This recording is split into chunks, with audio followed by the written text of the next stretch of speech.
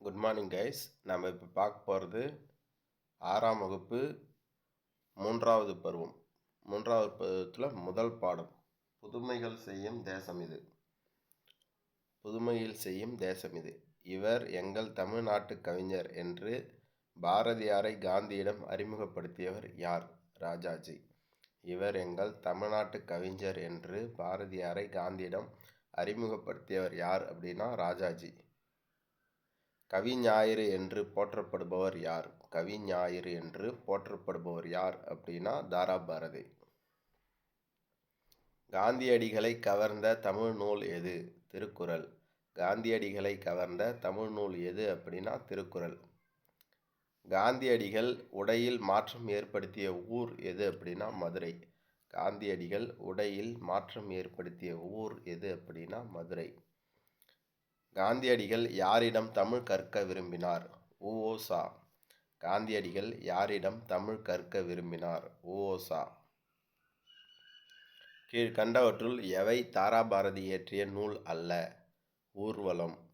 கீழ்கண்டவற்றுள் எவை தாராபாரதி இயற்றிய நூல் அல்ல அப்படின்னா ஊர்வலம். தமிழ்நாட்டில் காந்தி அருங்காட்சியகம் உள்ள இடம் எது? மதுரை. தமிழ்நாட்டில் காந்தி அருங்காட்சியகம் உள்ள இடம் எது அப்படின்னா மதுரை. தாராபாரதியின் இயற்பெயர் என்ன? ராதாகிருஷ்ணன்.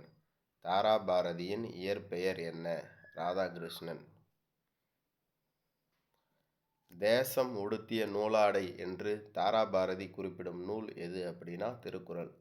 தேசம் உடுத்திய நூலாடை என்று தாராபாரதி குறிப்பிடும் நூல் எது அப்படின்னா திருக்குறள். புதுமையில் செய்த தேசம் இது, பூமியின் கிழக்கு வாசல் இது என்று பாடியவர் யார்? தாராபாரதி. புதுமைகள் செய்த தேசம் இது, பூமியின் கிழக்கு வாசல் இது என்று பாடியவர் யார் அப்படின்னா தாராபாரதி. பெயர்ச்சொல் வினைச்சொல் ஆகியவற்றின் தன்மையை மிகுதிப்படுத்த வருவது உரிச்சொல். பெயர்ச்சொல் வினைச்சொல் ஆகியவற்றின் தன்மையை மிகுதிப்படுத்த வருவது உரிச்சொல். பெயர் சொல்லையும் வினைச்சொல்லையும் சார்ந்து வரும் சொல் எது? இடைச்சொல். பெயர் சொல்லையும் வினைச்சொல்லையும் சார்ந்து வரும் சொல் எது அப்படின்னா இடைச்சொல். வ.உ.சி. அவர்கள் சுதேசி நாவாய் சங்கம் எனும் கப்பல் நிறுவனத்தை பதிவு செய்த தினம் எது அப்படின்னா 1906 அக்டோபர் 16. வ.உ.சி. அவர்கள் சுதேசி நாவாய் சங்கம் எனும் கப்பல் நிறுவனத்தை பதிவு செய்த தினம் எது அப்படின்னா 1906 அக்டோபர் 16. வ.உ.சி. யாருடைய பாடல்களை விரும்பி கேட்டார்? பாரதியார்.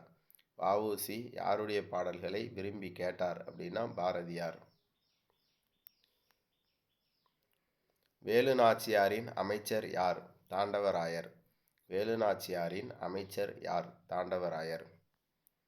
வேலுநாச்சியாரின் காலம் டேஷ் ஆகும் 1730 1796.